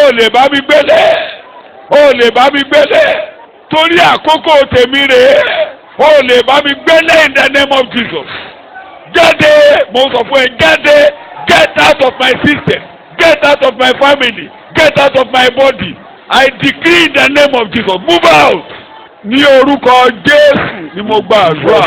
We are prayed. À ń sọ ọ̀rọ̀ yìí torí Jésù kú òjijì. Because Jesus has died. Gbogbo àwọn tó ké orúkọ Jésù làárọ̀ yìí ní akọ́gbé àwọn gbàlà. As those that call upon Gbogbo tó bá kọ́lé jì lórúkọ Jésù kó ṣínà bolẹ̀. Whatever is against you, you go. Jésù jíǹde. Because Jésù jíǹde. He resurrected. Jésù jíǹde. He resurrected. Ó ti gbé ìyà dànù. And Ọjọ́ búburú ti kọjá lọ. Ọjọ́ ìnira ti kọjá lọ. Èṣù ò lè kọ́lé ti Jésù. Èṣù ò lè kọ́lé ti Jésù. Bó kọ́lé àwòwò. Èṣù ò lè kọ́lé ti Jésù. Ẹ ò ráyè nú ayé àwọn ọmọ ìjọba. Láàárọ̀ ìlórúkọ Jésù ẹgbẹ́ òmìnira. We are set free this morning. Ògo ni fún orúkọ náà. Hallelujah. Be unto his name. Lórúkọ Jésù ni mo gba àdúrà. Jesus' name we are praying. Mo lè má lójú kókó méjì àbí mẹ́ta, àjẹpẹ́ ẹ̀kọ́ yìí ò lè parí lónìí. I might consider just 2 or more 3 points. Mo ti fẹ́ ka ẹsẹ̀ kan níbẹ̀ yẹn. So we read one more Colossians. verse there. Orí ìkíní. Colossians 1. Mo ń sọ nǹkan tọ́lọ́run gbé pamọ́ sí kù tí àwọn ọmọ aládé ayé ò mọ̀. Wọ́n ò mọ̀. Wọ́n ò mọ̀. Wọ́n ò mọ̀. God. Wọ́n ò mọ̀. That the rulers of the world Àti sọ̀rọ̀ ní kò sọ pé don't know. wọ́n ti rí tẹ́lẹ̀, wọ́n ti rí ìràwọ̀ mi, wọ́n á bá yé mi jẹ́. can't Èmi, say wọ́n ò mọ̀. They don't know. Wọ́n ní wọn ò ṣe, wọ́n ò mọ̀. They don't know. Olúwa á fi mí dára, èṣù ò mọ̀. Ọlọ́run á fi mí pe dán, sọ bẹ́ẹ̀ èṣù ò mọ̀. God perform Ó wonders mọ̀. in my Ó mọ̀ life. next stage. And the devil is Ó far mọ̀ next away of level. me. Ó mọ̀ ibi tí mò ń lọ. You don't know. Ó mọ̀ next level. Ó mọ̀.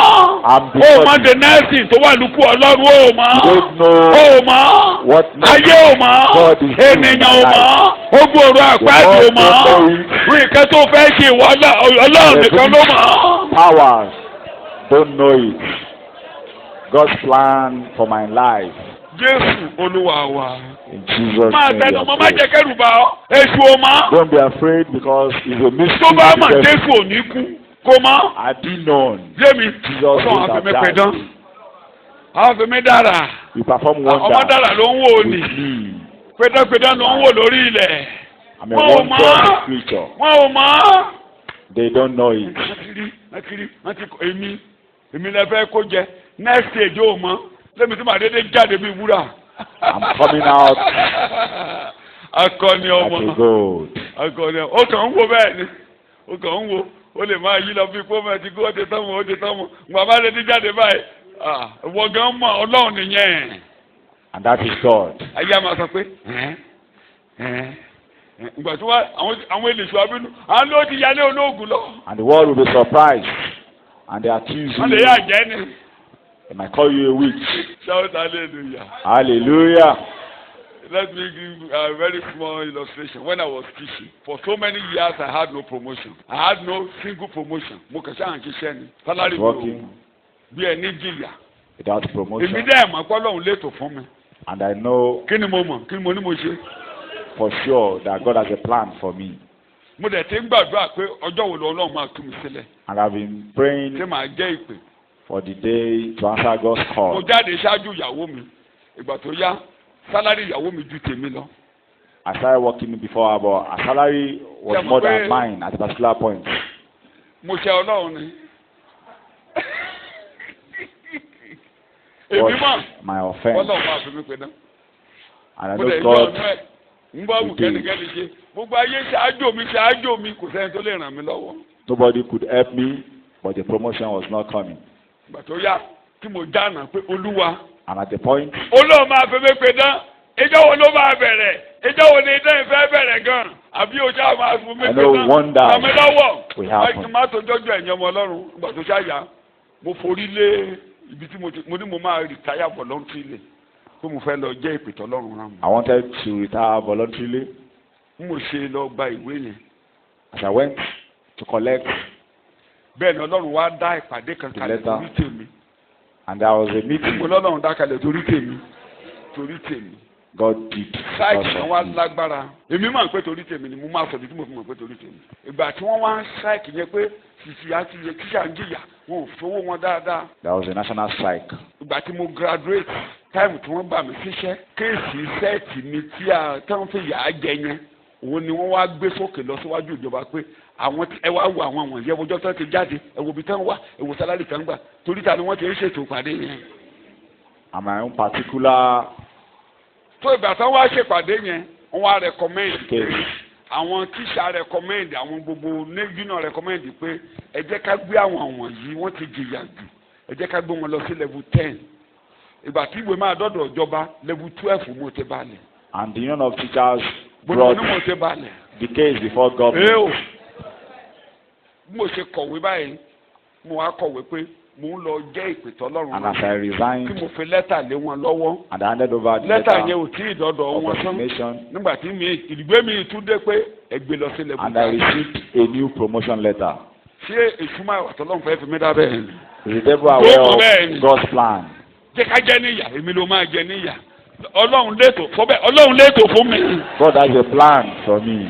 say amen to that everybody. Amen. Kólósè orí kìíní 24, 25, 26, 27. Colossians 1 verse 24. You are reading. 27. nísinsìnyí Even now, èmi ń yọ̀ nínú ìyà mi nítorí yín. I rejoice in the midst of my sufferings on your Àpótẹ́lì wa behalf. ló ní ìyà ń jẹun torí ìwà o. èmi sì mú ìfọ́jú Kristi tí ó kù lẹ́yìn He's lórí suffering. ara mi. In my own person, I'm making up whatever is still lacking and remains to be completed. nítorí ara rẹ̀ tí í ṣe ìjọ. For the sake of his body, which is the church. èyí tí a fi èmi ṣe ìránṣẹ́ fún. In it, I became a minister in accordance with the divine stewardship, gẹ́gẹ́ bí iṣẹ́ ìríjú Ọlọ́run tí a fi fún mi. which was entrusted to me for you. fún yín láti mú ọ̀rọ̀ Ọlọ́run ṣẹ. Máa lọ bí o ti débi tí mo ń lọ. àní ohun ìjìnlẹ̀ tí ó Tí ti mo lọ fara bẹ̀ sí dé láti yẹn. ayérayé.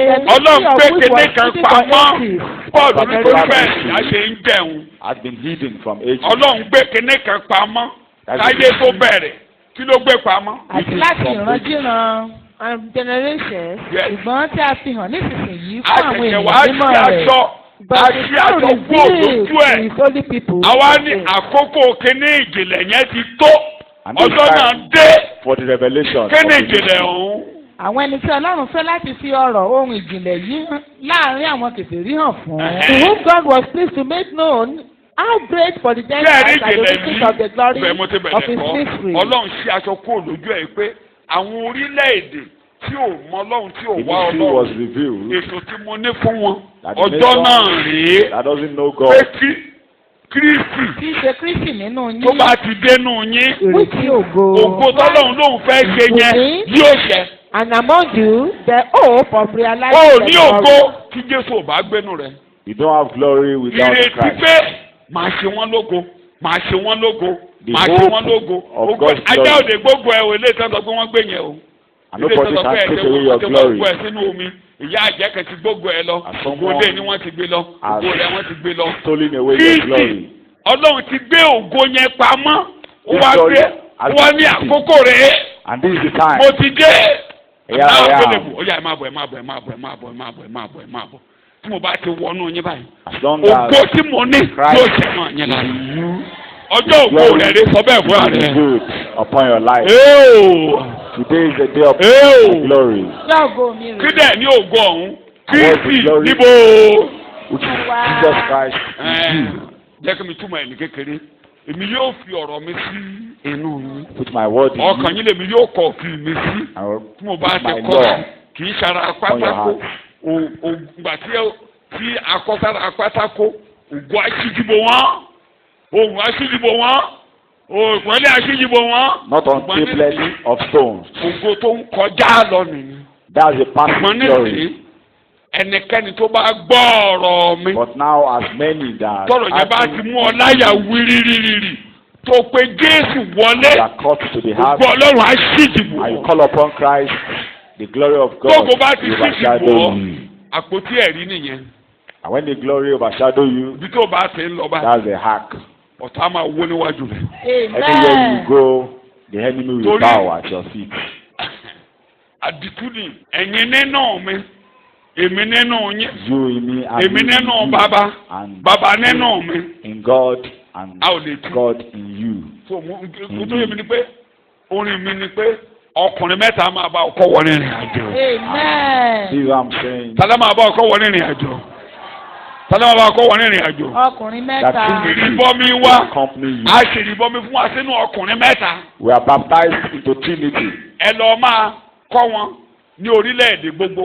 mo ń ka Across Matthew nations. 28 verse 18. Matthew Baptizing 28, them. verse 18. ẹ ṣe ìrìbọmi fún wọn. You baptize ní them orúkọ bàbá in the name of the orúkọ Father ọmọ of the Son, orúkọ tani ẹ̀mí. and of the Holy Spirit. wọ́n rí ọbọnú agbami You are agbára baptized mẹ́ta. into the power of the Trinity. wàá lógo tí bù ọ́. And you are Eo kí mo ló sì dìbò glory. ògo kí mo ló sì dìbò ògo. Glory has overshadowed you. ọba wù ọ́ máa lọ sórí òkè akẹ́kọ̀ọ́ mi pé ògo mi ẹ̀ If tètè you like, be going jẹ́ about kọ̀rọ̀ wọlé. searching for glory. tí a bá ti ń gbé ọ lọ sódò. When you are being taken for water baptism, ó rí òkú pupa ni can't you see the Red Sea? áńgẹ́lì níbi odò ìrìbọmi mo ń ṣàlàyé yìí. At the water ẹ of padà baptism, Exodus 14 áńgẹ́lì tó wà níwájú ogun kí ló dé. angel at the àwọn front sánmà went back. náà jáde. The cloud ó di mélòó nkúmọlódà bẹ́ẹ̀ ni ìmọ́lẹ̀ tó wá jáde. and light. ọlọ́run tó ní kí ìmọ́lẹ̀ kó mọ́lẹ̀ nínú kí ni mo God gbé. said light should shine. in ìmọ́lẹ̀ darkness. níwájú òkùnkùn sẹ́yìn. Light at the front, darkness at the back. òkun wá pínyà. And the Red Sea parted. bẹ́ẹ̀ ni àárín wọn bọ̀ inú agbami agbára mẹ́ta. You are baptized lẹ́yìn odò ìrìbọmi into the power inú orí wọn kò of the bọ́lẹ̀. Trinity. ẹni bá dìtẹ̀ rọrùn. And after then, bọ́lámù kúkú you yà. are empowered. And Balaam, bọ́lámù tó gorí òkè méje ó kúkú yà. after going ẹni bá gorí òkè lórí rẹ̀ á kúkú yà. one thing to another, Amen. and he wasted himself. Ah, tó bá ti ní kò ní dá fún ọ. Anybody pé ìrìn àjò máa ní ọ lára.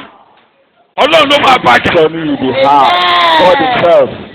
àrí ọgbọ́nú agbámi ẹ̀mí mímọ́. You are baptized Jésù olùdàlà ọlọ́run ẹlẹ́dà. into the Trinity. tó kì í ṣe pé ẹ lọ wẹ̀ lódò. You are not here erémọdé kọ́ lódò ìrìbọ́ just to mi. swim. àwọn ọ̀run ló sọ̀ kalẹ̀ sódò ìrìbọ́ mi. Heavenly, àwọn ọ̀run calm wọ́n dẹ̀ ń down. pariwo pé ẹ̀yin èmi èṣù ẹ máa bọ̀ ẹ̀yin ènìyàn ẹ máa bọ̀ mo máa fọmọdé ìdára mo máa fọmọdé ìdára And they are mo máa shouting. fọmọdé ìpedán orin ìdánwò ló fẹ́ pa Everybody ìdánwò ló should fẹ́ pa watch. wàá máa wòran bẹ́ẹ̀ ni wọ́n gbé ọba yìí ni wọ́n gbé ọ̀sìnkùn tí ìmọ̀lẹ̀ wọlé And light wọ́n dáná sí ọ shone lára upon you. alábàjọ tí òye yẹn yé bàbá Odùwálé nígbà táwọn kan ní iná máa jó ọ ó lé mi gan iná sọ bẹ́ẹ̀ ìwọ gan iná. That's why Nígbà iná. man mentioned was aware of who that he is fire. àbúrò tí ń gbọ́. Or haven't you heard a fi ẹ̀mí mímọ́ àti iná ṣe kí ni that the ẹ̀la baptized iná ó bà lórí ẹnìkan and fire jọ́ tó bá ti gbẹ̀mí mímọ́ iná bà lé ọ lórí and the clothes ẹni bá lò àfarun orí ẹ̀ tú iná of jó fire was upon them. ẹni bá lò ní bímọ láyé iná jó Anybody saying that you won't give birth will be burnt. òkùnkùn àbọ̀ òtútù ló máa gbà lọ́lé òtútù ló máa gbà. Thrown into cold. Áńgẹ́lì Olúwa And the angel of àwọn God ọ̀wọ́ iná àti àwọn of sọ́mọ́ fire, àti Ọlọ́run ìmọ́lẹ̀ a God of light. inú bí dáàkì ìrìbọn mi sí nìyẹn. And that is how we are tó baptized. bá ṣe ń lọ And when you go, wọ́n máa lọ gbéraga àwọn ló mọ̀ máa tẹ̀lé bàbá mi ló nílẹ̀ máa ní máa wọ́n. lórí rẹ̀ tata ni orí ọ̀tá ló máa gbà kọjá. upon the enemy. ìdè lórí ẹsẹ̀. Rise by your feet. lórí ilẹ̀ yìí máa kọ́ ìwọ ilẹ̀ kọ́ ó máa dá ọ̀fọ́ mi. Land òkú Ọlọ́run ti ti dìbò mi. because the Ọlọ́run ti glory ti of dìbò mi. God has overshadowed Ọlọ́run bàbá Ọlọ́run ọmọ Ọlọ́run ẹ̀mí mímọ́ òkú Ọlọ́run ló sì dìbò mi. The glory of God has overshadowed me. iná wà lórí mi. There is fire upon me. torí ògo Ọlọ́run bò mí. Màá rí orí ilẹ̀ màá ṣe rere. Ilẹ̀ yóò tún lè ṣe lòdì sí mi mọ́. Atẹ́gùn ò lè ṣe lòdì sí mi. Ní orúkọ Jésù Olúwa wa ni mo gba àdúrà. Ẹyọ kẹyìn la máa lò lónìí. That's the only point. Jẹ́ kí mi ka sáàmù lé ọ lórí. Today, let's Má ti see ka from sáàmù. Má ti mo fẹ́ ka sáàmù lé lórí mo fẹ́ fún ẹ láwọn akọni ẹsẹ̀. I will give you. So láti àárọ̀ yìí wà á máa sọ ni. From this morning, you confess it. Òkun rí ọ, ó sá. Jọ́dánì apadà sẹ́yìn. Òkè kékèké á ti pẹ̀tẹ́lẹ̀. Ewo òkè kékèké wá fò bí àgbọ̀nrín. Òkè ilé fò bí ọdún àgùntàn. Mountains speak like horses. Torí àwọn ọ̀run ti ṣíjú bọ̀ níbi odò. Because the heavenly Ọlọ́run ti ṣíjú bọ̀. have overshadowed you. Gbogbo òkè kó máa fò bí àgbọ̀nrín báyìí. Tó tí ò ní kọjá. Pété ò ní ṣeé ṣe. And all those saying it will be impossible. Psalm 114 ni mo ní kí mi kàdé ọ lórí. nígbà tí Ísírẹ́lì jáde kúrò ní Íjíbítì Bẹ́ẹ̀ni, tí ara ilé Jákọ́bù kúrò nínú àjèjì èdè bẹ́ẹ̀ni. Júdà di ibi mímọ́ Ó rẹ̀. tó tó bá fẹ́ bá wa kọ́ wọn ní kó dáa fún If ọ. you want Wàá to jáde nínú ẹ̀ṣẹ̀. walk with us, Wàá jáde nínú ìbàjẹ́. you come Wàá out jáde fún of òun ìdọ̀tí. come out of Wàá jẹ́kẹ̀jẹ̀ wẹ̀ ọ́. your death. Mo fẹ́ fún àwọn yẹn láàyè láàárọ̀ yìí. If you Àwọn want olórí to come out of your olórí sin, láàárọ̀ yìí. I'm giving you opportunity this Pé inú morning. ìnira, inú oko ẹrú, inú àṣedànù. You Níbi bring tí ẹ̀ṣẹ̀ ti ń ba ayé ẹni jẹ́. slavery Nínú àgbèrè. Níbi tí a ti ń into ṣe the ìṣekúṣe fornication. tá a ti lu ayé wa bó ṣe wù wá. Mo ṣe tán. And living recklessly. Ìgbà tí Ọlọ́run fẹ́ gbà wọ́n. And you Ó are ní ready. ẹ̀jẹ̀ ní kẹfìrà àtẹrígbà. Then you put blood on the lintel of Fẹ́ their pàpọ̀ house. sí abẹ́ ẹ̀jẹ̀ Jésù. Come to the blood of Mo Jesus. fẹ́ bọ́. You want to be free this morning? Jẹ́mi lọ́wọ́ ẹ̀ lókè.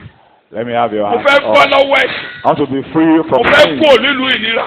I want to Mo leave. fẹ́ kúrò ní ilẹ̀ Land of ìpè. trouble. Ìdè lórí ẹsẹ̀. I want to leave slavery. gbàdúrà fún. Rise up on Mo your fẹ́ feet. kúrò nílùú èpè. I want to pray Mo for fẹ́ you. kúrò nílùú ìnira. I want to Mo fẹ́ kúrò nínú ẹ̀ṣẹ̀. Ìdè lórí sin. Because Jésù mo rọ̀ mọ́ ẹ̀jẹ̀ rẹ̀. Jesus, I hold. Máa wí bẹ́ẹ̀, Jésù mo rọ̀ mọ́ ẹ̀jẹ̀ rẹ̀. Jesus, I hold. Jésù mo rọ̀ mọ́ ẹ̀jẹ̀ rẹ̀. Jesus, I hold on to your. Jésù mo rọ̀ mọ́ ẹ̀jẹ̀ rẹ̀. Jésù mo rọ̀ mọ́ ẹ̀jẹ̀ rẹ̀. Jesus, I hold on to your. Jésù mo rọ̀ mọ́ ẹ̀jẹ̀ rẹ̀. Jesus, I hold on to your blood. Gbogbo àwọn wọ̀nyí láàárọ̀ yìí, ẹ̀jẹ̀ Jésù kò wọ ẹ̀jẹ̀ yẹn nù. The blood of Jesus wash your sins Láti away. àárọ̀ yìí, ibi a máa rí èyí From kọjá. this morning, evil Ibi a máa rí èyí kọjá. over you. Ẹ̀dà ọ̀tá ò ní wọnú ayé yín mọ́. And the arrows of the enemy will not Lónìí, enter your life. aṣọ ẹ̀mí yín dòmìnira. And today, your spirit Ẹ̀jẹ̀ ò ní jọba lé yín lórí mọ́. will not reign over you again. Ní orúkọ Jésù ni mo gbàdúrà. In Jesus' name, I pray. Bọ́sì ẹsẹ̀ kẹta. Verse 3. Òkun rí i ó sì sá. Kí náà ló ṣe? Òkun. Máa kà á. Jọ́dánì padà sẹ́yìn. Bẹ́ẹ̀ ni. Jordan. Torí pé ògo Ọlọ́run ṣe kí ni ó sì jù. Because the glory of God is upon you. Omi òkun bó ṣe tó òní kí náà ló ṣe ó sá. Sá. The sea saw it. Ayé nìyẹn. Ibi ayé, ìṣòro ayé, These are the wàhálà evil ayé. troubles Lá of the máa world. sá fún mi lórí ẹsẹ̀ bẹ́ẹ̀ lórúkọ Jésù. Confess Ibi ayé, ìnira ayé, wàhálà ayé lá máa sá fún mi. Ẹ máa sá níwájú mi. will flee. Ẹ máa sá níwájú mi. Ẹ máa sá níwájú mi. You flee away from me. Òkú rí wọn sá. The sea saw it and fled. Jordan was driven back. Ní orúkọ Jésù Kristi, Olúwa wa ni mo gba àdúrà. In Jesus' name, I pray. Gbogbo ogun Jọ́dánì, ogun Sẹ́nàkóríbù, ẹ padà síbi tẹ́ ẹ ti wá. On the Ẹ walls padà of síbi tẹ́ ẹ Jordan. ti wá. Go back Ẹ to where padà you are síbi coming tẹ́ ẹ ti wá. from. Ọ̀nà tẹ́ ẹ bá wà lẹ̀ ẹ bá lọ. Return Lẹ́yìn tẹ́ ẹ to dìde the- lórí ọ̀rọ̀ àwọn ẹgbẹ́ kò ní sọ̀nà láti gbà kọjá. And Ẹ all those padà who síbi are tẹ́ ẹ in ti the wá. of their master, to return back. the same Lórúkọ way. Jésù, ọ̀nà tẹ́ ẹ bá wà lẹ̀ ẹ bá lọ. Turn back the same way. Ògo ni fún orúkọ Olúwa. Glory unto his name. Lórúkọ Jésù mo gbàdúrà. In Jesus' name, Jókòó, I pray. jẹ́ n parí ẹ̀kọ́. have your seat. Máa kà, máa kà. Let's conclude. Bíbélì, Àwọn òkè ńlá ń fò bí àgbò. mo ti gbọ́dọ̀ Mountains sleep like rams. òkè ńlá àfòbí àgbò. Àti àwọn òkè kéékèèké bí ọ̀dọ́ àgùntàn. Little hills like lambs. Kí ni ó ṣe ọ́ ìwọ òkun? What ails you, O resting? Tí ìwọ fi sá. Like Òkè ní to ńlá. flee? Ìwọ Jọ́dánì. Orí ògo Olúwa kí mo lórí ògo Olúwa. The mountains saw the Gbó glory of àfigbó God. sọ̀nà àfigbó sọ̀nà tó bá ti ń bọ̀ ìṣòro yẹn ló máa sá fún ọ. Those ìwọ troubles òkè will flee away. ń parí ẹ̀kọ́ lọ ni. ìwọ òkè bẹ́ẹ̀ níwájú Peter ó fò bí ọ̀dọ́ àgùntàn. And all this Oh, mountains for fear. hide of me. ìwọ òkè bẹ́ẹ̀ Time for you torí to ògo Ọlọ́run ló hide sì away. iná Ọlọ́run ló wà lórí mi. Because the fire ìmọ́lẹ̀ Ọlọ́run ló yí of mi ká. ìmọ́lẹ̀ Ọlọ́run ló yí mi the ká. light of God has ìmọ́lẹ̀ Ọlọ́run surrounded ló me. yí mi ká. The light of God has surrounded ògo me. Ọlọ́run ló sì dìbò mí. And the light of God has surrounded me. ìmọ́lẹ̀ Ọlọ́run ló yí mi ká. The light of God has àǹgẹ́lì Ọlọ́run ló surrounded me. ṣáájú ogun mi. The angel of God is ahead of ìwọ me. òkè All máa fò lọ mountains lórúkọ Jésù. máa fò lọ lórúkọ Jésù. ìwọ òkè tó ní ìwọ kò ṣeé ṣe lórúkọ on the Jésù mountains mo of gbé ọkùnrin láàárọ̀ yìí. impossibility. máa fò lọ máa fò lọ Go. lórúkọ Jésù máa fò lọ Go. máa fò lọ lórúkọ Jésù ní orúkọ Jésù Kristi. In Jesus' Olúwa ni mo name, gba àdúrà. we are praying. I want you to be practical. I'm in the workshop now. Mo ti ń ka sáàmù yẹn mo ti bọ́ sí workshop ti pẹ́. I'm in the workshop. We'll be practical. You mentioned that mountain. Fòbí àgbọ̀nrín. Ó bá ṣètò fẹ́ jọ̀sìn kí ló ṣe ọ́? Ọ̀rọ̀ pé òní lọ ni. O mọ̀ pé gbọ́ Ọlọ́run ló ṣì dìbò mí ni. O mọ̀ pé áńgẹ́lì Olúwa ló ṣáájú You ogun. confess O mọ̀ pé that náà the Ọlọ́run ló glory wà of lórí God mi. has overshadowed O mọ̀ pé you. náà Ọlọ́run ló wà lórí The mi. mountain O mọ̀ to pé fly mẹ́ta away. lọ́kùnrin bá mi kọ́ wọ́ọ́rìn. Ọkùnrin mẹ́ta. Ọkùnrin mélòó? Ọkùnrin mẹ́ta. Lórí ẹsẹ̀ rẹ̀. Ó yá Rise be up on practical. your feet Be practical. and confess Ọkùnrin mẹ́ta ló bá mi kọ́ wọ́ọ́rìn. that the Trinity Ọkùnrin mẹ́ta ló bá mi kọ́ has wọ́ọ́rìn. accompanied me. Iná Ọlọ́run wà lórí mi. And the fire of God Ìmọ́lẹ̀ has Ọlọ́run ló yí upon mi me. ká. Áńgẹ́lì Ọlọ́run ló The light ṣáájú. of God has Ó surrounded wá me. lóòní lọ. And you Ó wá lóòní lọ. you have no place Lórúkọ here. Jésù ó In the lọ. mighty name of Ó fò Jesus. bí You àgbọ̀nrín. have no place here Ó fò bí ọ̀dọ́ to àgùntàn. fly away like a rat. Láàárọ̀ yìí ló pín ìrìn àjò In the rẹ̀. mighty name of Jesus. Láàárọ̀ yìí gángan ló pín ìrìn àjò rẹ̀. Mark In your the name of hand Jesus. in the mighty In the name of Jesus. In the name of This Jesus. morning, mark your hand in the mighty name of Jesus. Kọ́nà mi ó là kí n là lùyọ́. Kọ́wọ́ mi ó tẹ ohun èrè gbogbo. Olórí ogun àti ẹlẹ́sìn kí wọ́n pẹ̀lú mi. Láti láyé já agbára àgbéyàrí ọ̀nà rẹ̀.